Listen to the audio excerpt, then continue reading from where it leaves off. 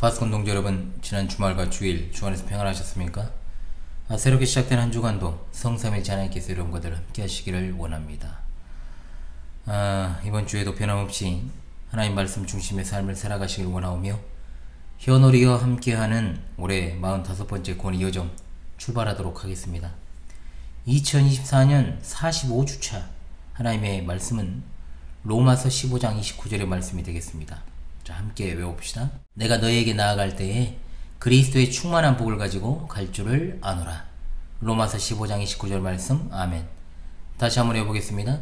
내가 너희에게 나아갈 때 그리스도의 충만한 복을 가지고 갈 줄을 아노라. 로마서 15장 29절 말씀. 아멘. 오늘 주어진 본문을 또 낭독하고 또 지난 시간에 이어서 해설을 계속해서 이어나가도록 하겠습니다. 로마서 15장 22절로 33절의 말씀입니다. 로마서 15장 22절로 33절을 제가 낭독합니다.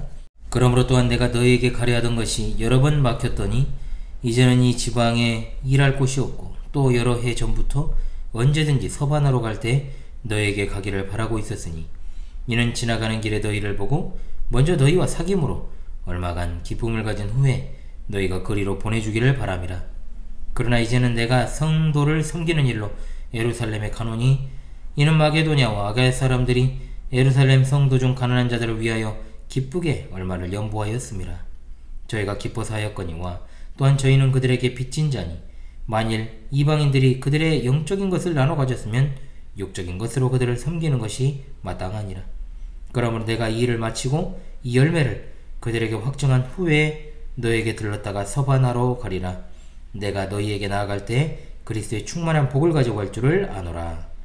형제들아, 내가 우리 주 예수 그리스도와 성령의 사랑으로 말미암아 너희를 권하노니 너희 기도에 나와 힘을 같이하여 나를 위하여 하나님께 빌어 나로 유대에서 순종하지 아니하는 자들로부터 건짐을 받게 하고 또 예루살렘에 대하여 내가 섬기는 일을 성도들이 받을 만하게 하고 나로 하나님의 뜻을 따라 기쁨으로 너희에게 나아가 너희와 함께 편히 쉬게 하라. 평강의 하나님께서 너희 모든 사람과 함께 계실지어다. 아멘.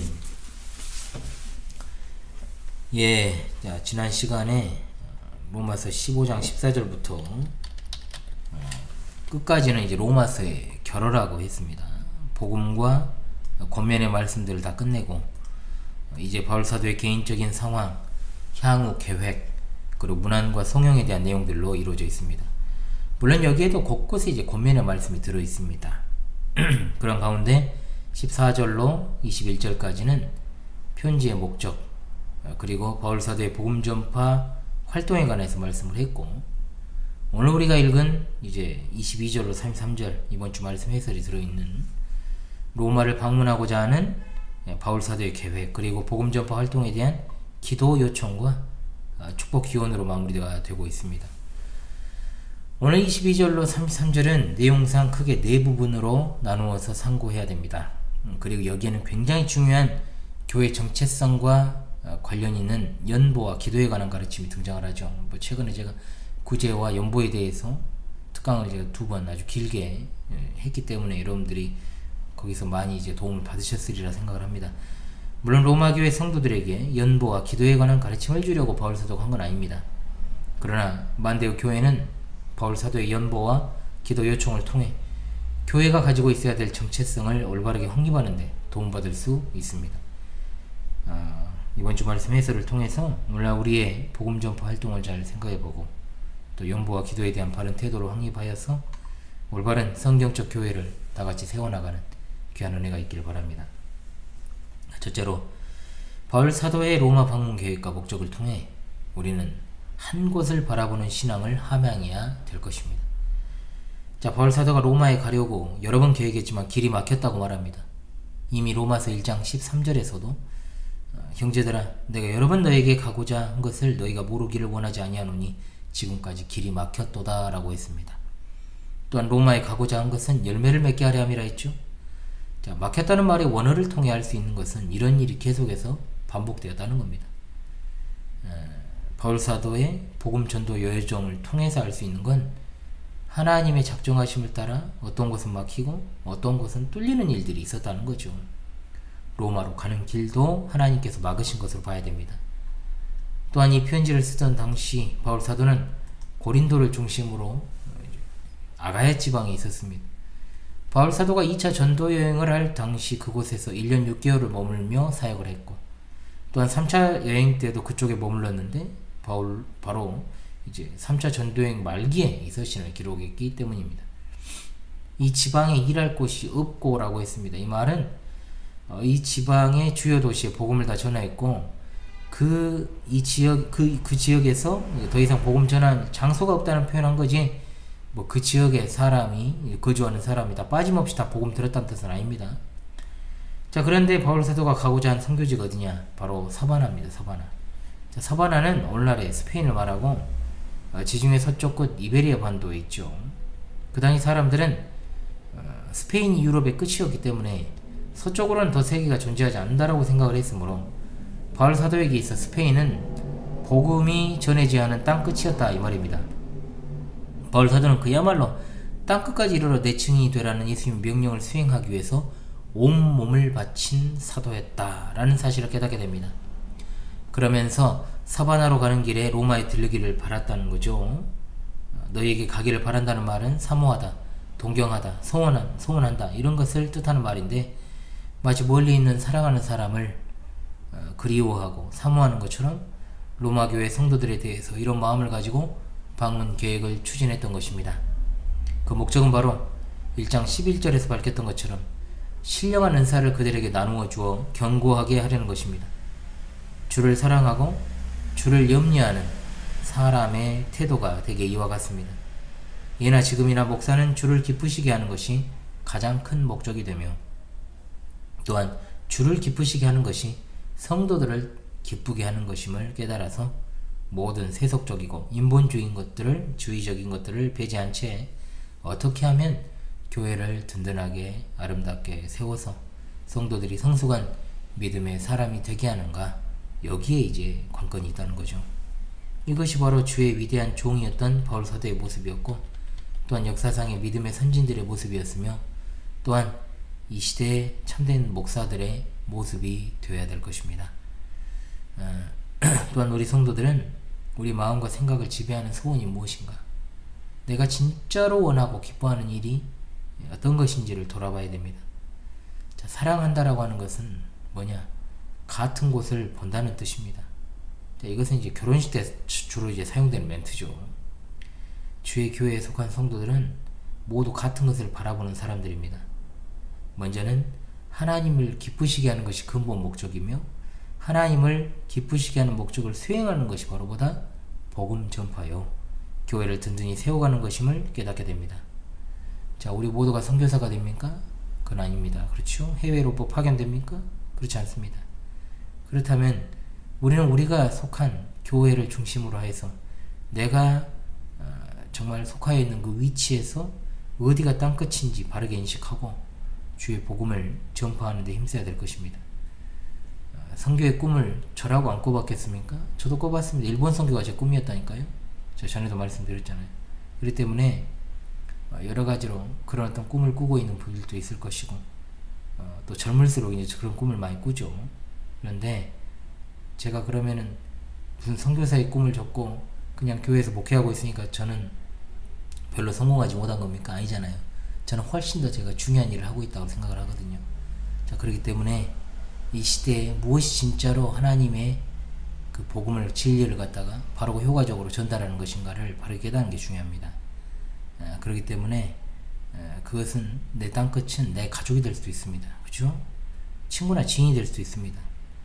나와 관련된 모든 사람들이 예수님을 믿게 되는 그날이 오기를 바라면서 복음 전도와 기도에 힘쓰며 살아가는 것이, 그리고 바른 신앙의 확립에 보다 더 집중하는 것이 교회에 속한 성도의 올바른 모습이 될 것입니다. 특히 이 시대를 살아가는 성도의 모습이 된다 이 말입니다.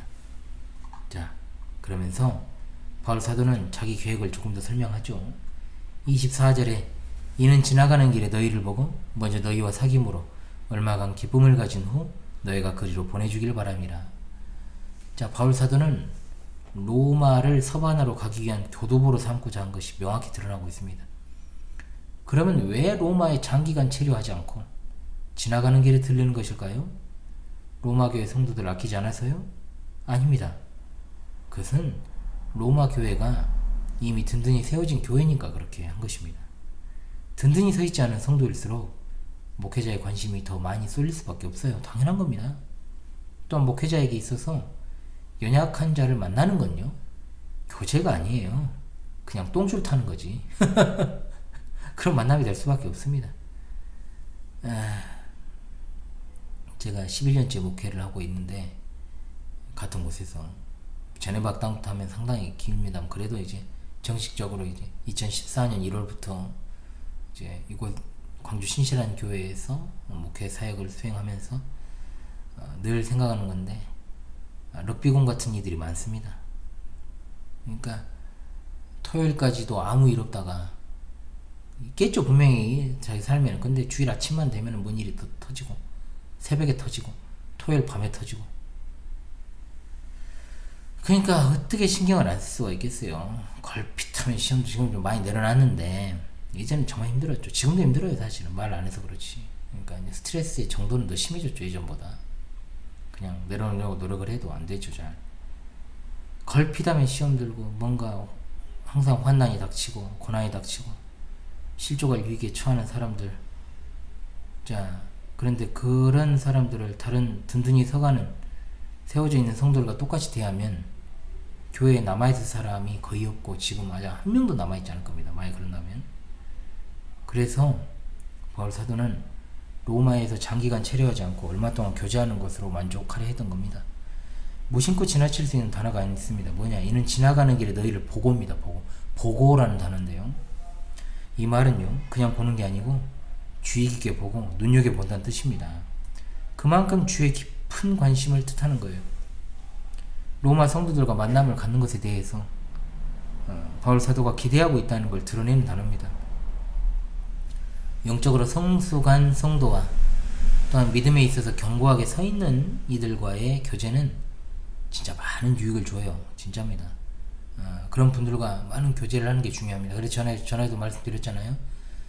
이런 말세 지말에는 진짜 신앙적으로 공유할 수 있는 동지가 있어야 된다. 동역자가 있어야 된다. 제가 그 말씀을 드렸던 겁니다. 진짜 혼자는 힘들어요.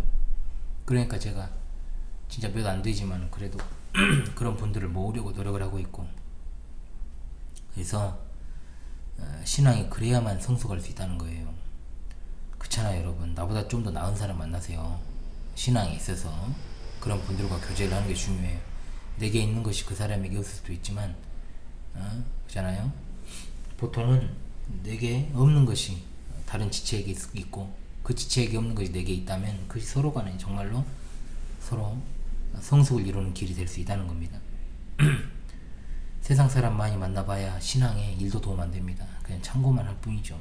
요즘 어떻게 세상의 트렌드가 어떤가 이 정도 파악하는 것이 수준에 그쳐야지. 그렇잖아요? 만나지 말라는 소리가 아닙니다. 우리가 진짜 그리스도인이라면 예수님이 없는 사람들, 그 심령이 중생하지 못한 자들, 이런 사람들에게서 어떤 문제 해결과 가치관을 공유하는 게 애초에 불가능하다는 것을 알아야 된다는 말이에요. 그러니까 내가 피하려고 피하는 게 아니잖아요. 영적인 유익이 없으니까 자연스럽게 거리가 생기는 겁니다. 그런데 믿는 성도들끼리, 정말로 같은 울타리에 있는 교우들끼리 육신적인 만남이 아니라 한 성령 안에서 교제하면 얼마나 서로에게 큰 위로와 평강이 넘치는지 몰라요. 목사는 어떤 때 가장 큰 보람을 느낍니까?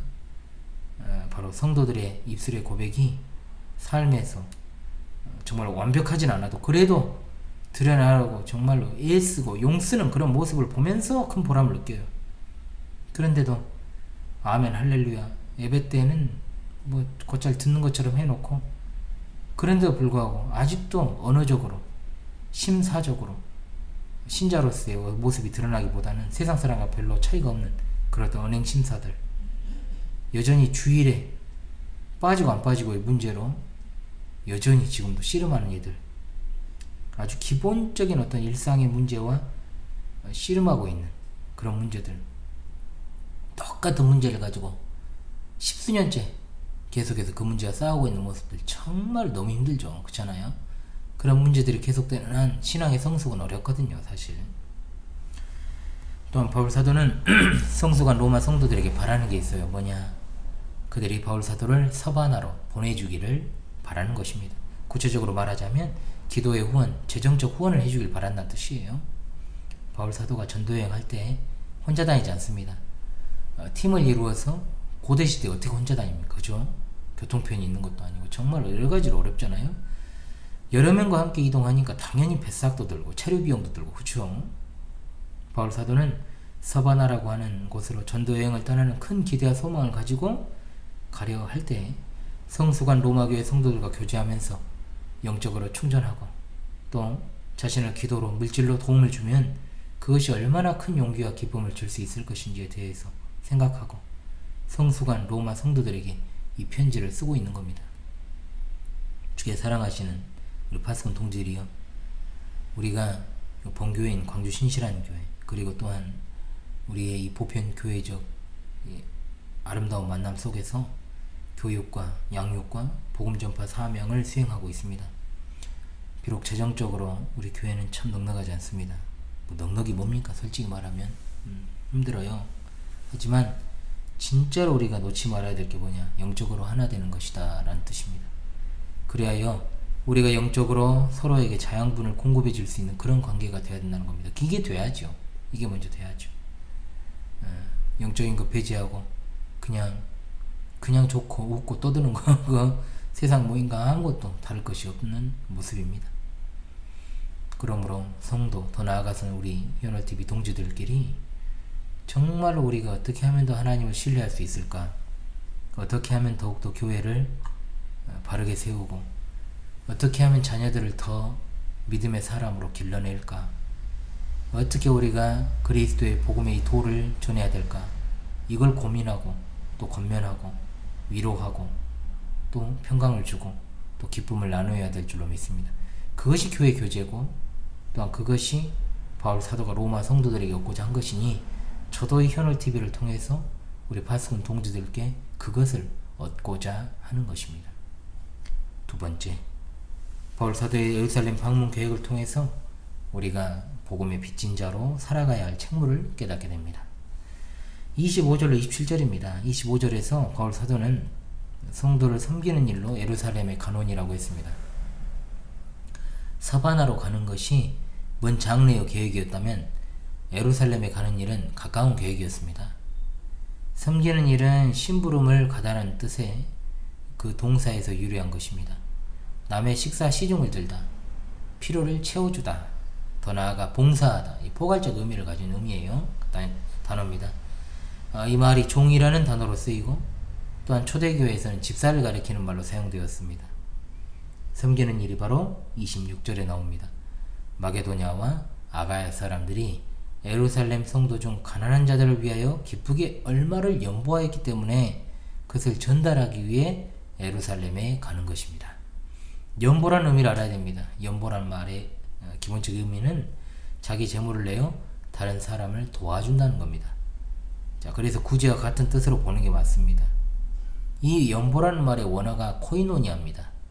코이노니아라는 말은 보통 교제라는 말로 번역을 해 사용하는데, 교제라는 말은 함께한다는 뜻입니다. 그렇죠? 함께한다 또는 하나다라는 뜻입니다.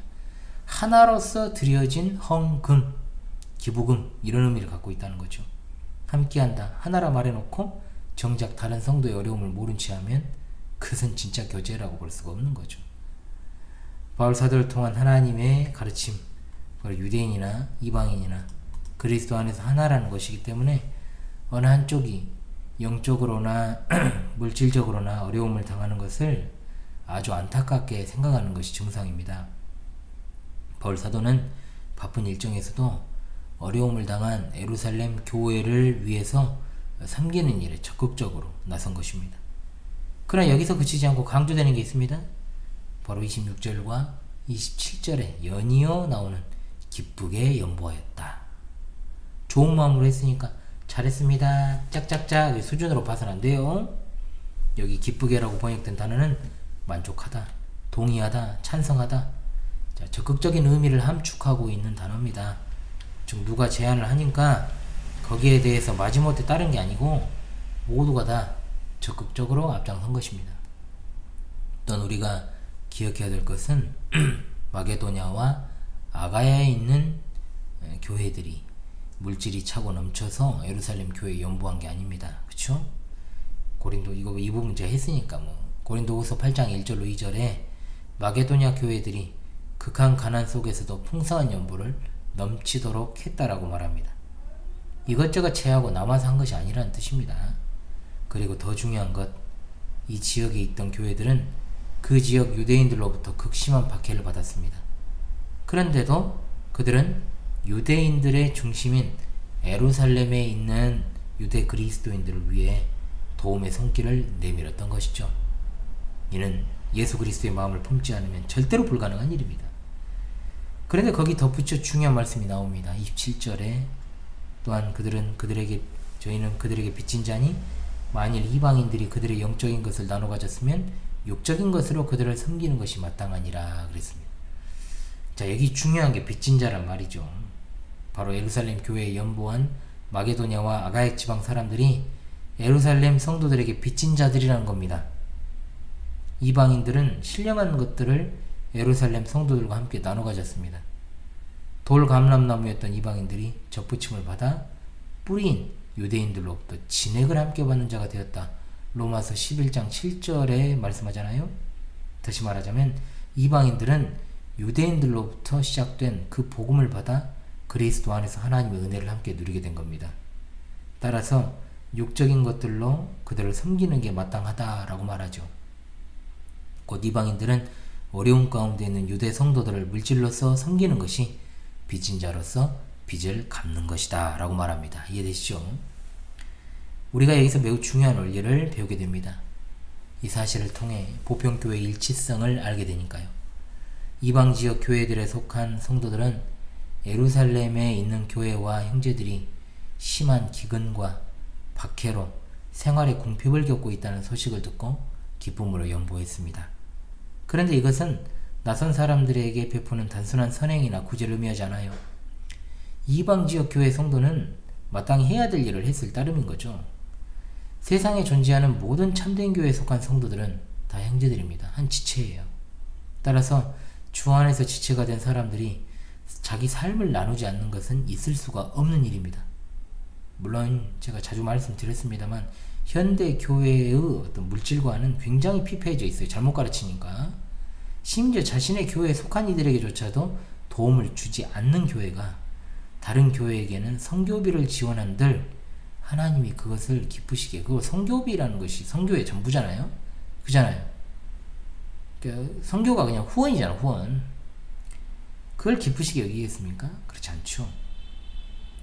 우리 교회는 하늘가족이란 말을 공식적으로 씁니다. 우리가 예수 그리스도 안에서 영적인 친족이다.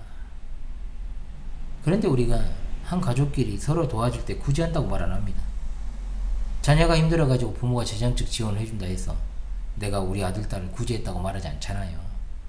그리고 어려움에 처한 식구를 도와줬습니다.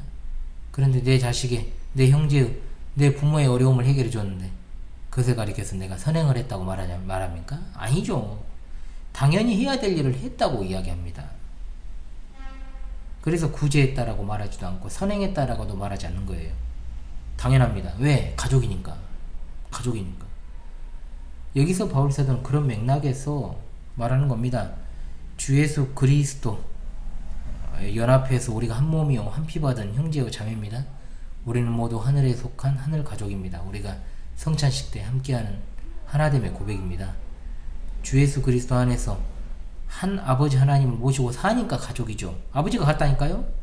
그러므로 우리는 이제 각자 혈액형은 다 다르지만, 그리고 다 우리가 계보가 다르지만, 족보가 다르지만, 그럼에도 불구하고 예수 그리스도의 보혈로 한 피를 이룬 거죠. 그냥 반성을 많이 해야 되는 거야. 우리가 진짜로 한 가족이라고 생각하면 절대로 할 수 없는 일들을 교회 안에서 많이 하죠. 사람들이 정말로 내 딸이고 내 아들이고 내 동생이고 내 언니고 내 형이고 내 엄마라고 생각하면 차별이 있겠습니까?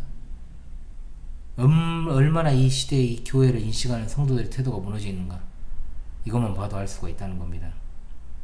자식 같은 것과 자식은 다르죠. 그죠? 가족 같은 것과 가족은 다릅니다. 모음목과 같은 것, 그건 언제든지 폐기될 수 있는 거예요. 여러분, 뭐처럼 생각한다? 웃기지 말라 그래요. 그냥 가족이고, 그냥 형제고, 자매고, 그런 거예요. 교회 연보한다는 거 재물 드리는 게 아니에요. 내 소유가 다 하나님의 것인데 그 소유 중에 일부를 갖다가 연보하여 자기 삶에 대한 고백을 드러내는 거죠. 연보는 돈 갖다 바치는 게 아니고 내 삶을 드러내는 것이고 신앙 고백을 나타내는 겁니다. 교회가 교회 본연의 일을 세상에서 수행하도록 연보하는 겁니다. 보편교회에 속한 자기 삶을 고백하는 거죠. 그래서 바울 사도가 로마에 들렸다가 서바나로 간다 했을 때, 도움 주기 바란다 했을 때는 단순한 후원에 대한 부탁이 아니고 우리는 다 하나님의 자녀요, 보편교회에 속한 성도라는 것을 말하는 겁니다. 어디 있든지 동일한 하나님의 계시 진리를 통해 한 하나님을 섬긴다면 같은 신앙 고백 안에서 형제입니다. 그래서 하나님의 교회의 주권자는 오직 하나님이십니다. 목사도 성도도 아니에요. 민주공화국의 헌법은 나라의 주권이 국민에 있고 모든 권력은 국민으로부터 나온다, 이거죠. 그런데 교회의 헌법은 교회의 주권은 하나님께 있고 모든 권력은 하나님으로부터 나온다입니다. 이 시대에 참된 교회의 판별 기준 가운데 아주 극소수로 하나가 있습니다. 뭐냐면 목사와 사모, 장로의 목을 보면 합니다. 목. 꼿꼿한가 그렇지 않은가, 또는 교회 안에 특정 인물이 좀 설치고 다니질 않는가, 이걸 보면요, 이곳이 주님의 교회인지 특정인의 교회인지 알 수 있습니다. 예수님은 나의 교회를 세운다라고 말씀하셨지 너의 교회를 세워주겠다고 말씀한 적이 없어요. 자기의 교회를 갖다가, 종들을 갖다가 세워서 거기서 잠시 잠깐 정한 기간 동안에 일하도록 하나님께서 쉽게 말하면 노예로 부리시는 거예요. 목사가 그런 존재입니다. 직분자가 그런 존재고, 나라도 개인이 사유화하면 난리가 나겠죠. 그러나 만약 하나님이 주인이 되시는 교회를 개인이나 집단이 사유화하면 나라를 특정 개인이나 집단이 사유한 것보다 훨씬 더 무섭고 큰 하나님의 진노를 받을 수밖에 없습니다. 국가와 교회는 다른 개념이에요. 성수관 우리 현월TV 파스콘 동지들께서는 주님이 피로 값주고 사신 교회에서 성경을 통하여 성령께서 말씀하시는 바를 주의 깊게 들어 그에 순종하며 살아갈 수 있기를 바랍니다. 복음의 빚진 자입니다. 복음의 빚진 자로서 교회에 속한 성도들을 대하고 서로의 삶을 나누어야 될 것입니다. 아멘. 목이 좀 잠겨요. 세 번째, 바울 사도는 예루살렘 방문 후에 로마 방문에 대한 약속을 합니다. 바울 사도가 다시금 자기 계획을 말합니다. 먼저 예루살렘에 올라가서 이 일을 마치고 이 열매를 그들에게 확증한 후에 너희에게 들렀다 사바나로 가리라. 이 열매는 뭐냐? 예루살렘 성도들을 구제하는 것입니다. 이것이 열매로 불린 것은 이방인들에게 있는 믿음이 이 구제 연보를 통해서 외적으로 표현되어 있기 때문입니다. 빌립보서 1장 11절 예수 그리스도로 말미암아 의의 열매가 가득하여 하나님의 영광과 찬송이 되기를 원하노라. 고린도후서 9장 10절 말씀, 심는 자에게 씨와 먹을 양식을 주시는 이가 너희 심을 것을 주사 풍성하게 하시고 너희 의의 열매를 더하게 하시리니 라고 했습니다. 확증한다는 말은 인치다라는 뜻입니다. 문서에 도장을 찍음으로 어떤 일을 확증하는 것처럼 예루살렘 성도 구제하는 일을 확실히 마친다, 확정한다, 이 뜻입니다. 바울 사도가 이 일을 마친 후 로마 성도들을 지나 서바나로 가겠다라고 말합니다. 그러면서 바울 사도는 자기가 로마 성도들에게 갈 때에는 그리스도의 복에 충만한 가운데 나아갈 것이다 라고 했습니다. 자, 이것이 바로 이번 주 하나의 말씀이죠. 바울 사도가 로마의 성도들을 대면한 적이 없어요. 그럼에도 그들을 위해 항상 기도하는 자리에 있었기 때문에 영적으로는 그들과 밀접했고, 그잖아요. 저도 현월TV 내에 있는 제가 이제 본교회에 계시지 않은 외부에 계신 우리 보편교회 동지들은 제가 얼굴 한 번도 본 적이 없는 분들이 있어요. 그잖아요. 목소리조차도 안 들어본 분들이 있습니다. 목소리도 들어본 분들이 있지만, 통화를 한 번이라도 하신 분들은 목소리가 들어봤지만 목소리도 안 들어본 분들이 있습니다. 그럼에도 불구하고 늘 기도하고 마음을 합하기 때문에 밀접하다라고 전 생각을 해요. 당장 만나더라도 어색함이 없습니다. 진짜입니다. 그래서 분명히 진짜 그러더라고요. 그들이 진정으로 필요한 선물을 준비할 수 있는데 그것이 뭐냐? 바로 그리스도의 복음이었다는 거죠. 바울 사도에게. 예수 그리스도를 믿게 하는 복음이 아니라 이미 믿음 안에 있는 자를 성숙시키기 위한 깊이 있는 가르침을 말하는 거죠. 이것을 통해서 어떤 신령한 은사를 나누어줄 생각이 있었다 이 말입니다. 이런 확신이 있으니까 로마에 가서 복음 전하기를 그는 간절히 원했던 겁니다. 본교회에서 신앙수련회 그리고 주일에 실시하는 제네박단 명칭도 좀 변경을 하려고 그래요. 지금 이제는 변경할 때가 되지 않았나 생각도 하고, 성경이라는 명칭을 이제 보편적으로 쓰는 것이 합당하다는 생각을 제가 합니다. 성경 교리학교 똑같은 말을 쓸 때 그냥 성경 학당이라고 해도 되고, 그죠? 이것은 이제 새로운 복음을 전하는 자리가 아니고 이미 믿음 안에 있는 성도들이 더욱더 성숙해지기 위한 가르침의 장이다라는 거죠. 바로 그것이 하나님께서 목사를 통해서 성도들에게 주시는 영적 선물이고 또 풍성하고 귀중한 것입니다. 영적인 선물을 받는 자리를 성도가 이탈한다. 그건 하나님 모두가 하는 일이 되는 겁니다. 또한 하나님의 도구인 목사가 없이도 충분히 내가 신앙생활을 잘할 수 있다. 물론 그럴 수 있는 분도 있을 것입니다. 전 시대적으로 그럴 수 있다고 봐요. 그러나 보통 그런 생각을 하는 사람들이 정상인 경우는 별로 없습니다. 문제는 그래요. 교만한 태도죠. 주께서 사랑하시는 우리 파수꾼 동지들은 영적인 선물인 그리스도의 복음을 서로 나눔으로 성숙한 그리스도인들이 다 되시길 바랍니다. 아멘. 마지막 넷째로 바울 사도는 기도를 부탁한 동시에 축복 기도하는 것으로 마무리합니다. 바울 사도가 로마 성도들의 기도를 부탁합니다. 형제들아, 내가 우리 주 예수 그리스도와 성령의 사랑으로 말미암아 너희를 권하노니. 이게 명령이 아니죠. 따뜻한 사랑의 권면. 그 권면은 뭐냐? 바울 자신을 위해 기도해 달라는 거죠. 흔히 우리가 다른 사람에게 기도해 주시오 이렇게 말하면서 자기는 기도하지 않는 경우가 들어있어요. 이게 굉장히 미신적인 행위죠. 잘못된 겁니다. 바울 사도는 자기가 힘써 기도했지만 너희 기도에 나와 함께 힘쓰라 권면하는 겁니다. 바울 사도는 두 가지로 간구할 것을 부탁합니다. 첫째, 유대주의자들로부터 위험당하지 않고 예루살렘 교회를 위한 자신의 뜻이 잘 전달되도록 하기 위함. 이거는 이방인 출신 교회들과 예루살렘 교회의 원만한 교제를 염두에 두고 있는 거예요. 바울 사도는 결코 사사로운 목적을 가지고 기도해달라고 말하지 않습니다. 공적인 의미를 가지고 있습니다.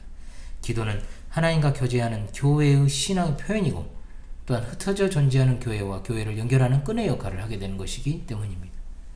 그러면서 바울 사도는 두 번째로 나중에 하나님의 뜻에 따라 로마에 가게 되면 그곳의 성도들과 더불어 편히 쉬기 원하는 기도를 부탁합니다. 이 시대에 살아가면 우리 동지들이 여기서 배워야 될 게 있죠. 뭐냐? 바울 사도와 로마에 있는 교회가 기도했던 내용들이 우리가 일반적으로 생각하는 관점에서 이루어졌는가? 로마 성도들은 바울 사도를 위해서 기도하면서 그를 기억했을 것입니다. 그런데 막상 바울 사도가 로마에 가게 될 때 화려한 모습입니까? 아니죠. 자유가 박탈된 죄수의 모습으로 방문을 해요. 육신적으로 굉장히 초라한 상태에 있었다는 겁니다. 그리고 유대주의자들로부터 엄청나게 고난을 당했죠. 진짜로. 그럼에도 불구하고 예루살렘 교회는 바울 사도가 이방 지역 교회들로부터 모은 연보를 기쁘게 받아들였습니다. 그리고 비록 죄수의 몸으로 로마에 압송되고 가택연금이 되어서 자유를 박탈당했지만 찾아온 성도들을 만나 주님 안에서 기쁨으로 교제했던 바울과 로마 교회 성도들이 기도했던 대로 그대로 이루어지진 않았지만 하나님께서는 그들을 인도하심으로 진정한 기쁨을 허락하셨으므로 결국은 그들의 기도가 이루어진 것이다 이 말입니다. 바울 사도와 로마에 있는 교회와 모든 흩어진 교회들이 하나님께 간구했던 기도의 내용, 교회와 성도들에게 굉장히 중요합니다. 기록된 말씀을 통한 하나님과의 교제를 의미하기 때문입니다. 오늘날 교회 여린 신자들이 기도 응답에 굉장히 민감해하는 자들이 있죠. 교회를 오래 다녔다 해도 여전히 어린아이 수준도 안 되는 사람들이 많습니다. 기도를 갖다가 하나님과 영적인 관계로 이해하지 않고 눈앞에 놓인 문제 해결과 자기에게 필요한 것을 응답받고자 하는 식으로 그냥 이방 종교가 하는 이 교도들이 하는 식으로 하거든요. 특정 내용을 두고 하나님께 간구했는데 원하는 결과를 가지면 기도 응답으로 생각을 하고 싱글벙글 쇼하고 풀이 주고 교회 다니다가 또 감사헌금을 하죠. 생전 안 하는 감사헌금도 소원 성취되면 하잖아요. 아니면 소원 성취를 위해서 하기도 하고. 그런데 원하는 결과가 안 나온다. 그럼 기도 응답 없다고 하면서 풀이 죽어서 교회 다니는 사람들. 뭔 일 생기면은 교회 안 나오고 밥 먹듯이 이건 완전히 주관주의 종교인 거지. 기독교가 아닌 거예요. 예전에 제가, 그리고 최근에도 제가 파밤 때도 말씀드렸지만 기도에 대한 특강을 했습니다만, 기도는 언제나 공적인 의미를 가지고 있다는 걸 잊지 마십시오. 개인이 자기를 위해 또 이웃을 위해 기도하더라도 사적 욕망이 아니라 언제나 교회를 위한 기도로서 이루어져야 된다. 그러면 하나님께 기도하면서 자기 개인의 목적을 이루기 위한 기도는 진짜 조심하고 또 조심해야 됩니다. 그는 자기 욕망을 채우기 위해서 하나님께 하소연하는 거니까. 너희는 먼저 그 나라와 그 의를 구하라고. 그리하면 이 모든 것을 너에게 더하시리라. 그리고 너희들은 이방인들처럼 기도하지 말라. 먹고 마시는 있는 문제를 기도하지 말라 했는데, 먹고 마시고 있는 문제보다 더 나아가서 자기 욕망을 채우는 일에 기도하는 일이 많아요. 기도가 잘 안 이루어졌다고 이제 독에는 뜨면 안 되는 거죠. 기도를 왜 하는지도 모르는 자들이 교회 안에 절대 다 씁니다. 진짜. 교회 미래가 그래서 어두운 거예요. 누군가 고통당하고 어려움 당하고 가정에 힘든 일이 있을 때 당연히 우리는 기도하며 그들을 기억합니다. 그리고 우리가 그들을 위해서 그들의 문제를 놓고 기도하는 건 순전히 진리와 더불어 영원한 소망을 확인하고 교회를 세우기 위한 기도임을 잊지 마십시오. 그러므로 성도가 기도하는 것에 대해서 하나님은 100% 들으십니다. 또한 하나님의 뜻대로 또한 100% 응답하시는 것을 믿어야 됩니다. 그런 자꾸 마음에 걸림이 생기는 것은 그 사람의 기도 습관과 기도관이 그만큼 잘못 형성되어 왔다는 거예요. 바울 사도와 그리고 지금을 살아가는 우리 최대 목적은 뭐냐? 하나님 앞에서 그가 세우신 교회를 위해 살아가는 성도들이 올바른 신앙적 태도와 자세를 가지는 것. 그런 마음으로 로마교회 성도들을 향해 바울 사도가 축복합니다. 평강의 하나님께서 너희 모든 사람과 함께 계실지어다. 아멘. 잊지 맙시다. 오늘 말씀을 통해 우리는 하나님 나라 복음 전파의 중요성, 그리고 주 안에서 하나 된 성도들을 향한 사랑과 섬김과 교제, 그리고 서로를 위한 공적인 기도. 언제나 교회를 떼놓고 뭐 하지 마세요. 교회를 떠놓고 선교를 생각할 수 없고, 교회를 떠나서 기도를 생각하지 마시고, 교회를 떠나서 여러분 성경 연구도 해서는 안 되는 거예요. 그렇잖아요? 목사가? 마찬가지입니다. 교회를 떠나서 목회도 철학 세우는 거 아니잖아요. 당연한 겁니다, 여러분. 영원한 소망 가운데 거닐면서 우리 그리스도의 교회, 몸된 교회, 하나님 교회 온전하게 세워나갑시다. 다 지금 이번 주 하나님 말씀을 외우면서 힘차게 이번 주 구원의 여정을 출발하도록 하겠습니다. 힘차게 출발해야 되는데 제가 목이 좀 잠겨가지고 힘차게 출발합시다. 내가 너희에게 나아갈 때 그리스도의 충만한 복을 가지고 갈 줄을 아노라. 로마서 15장 29절 말씀. 할렐루야. 아멘.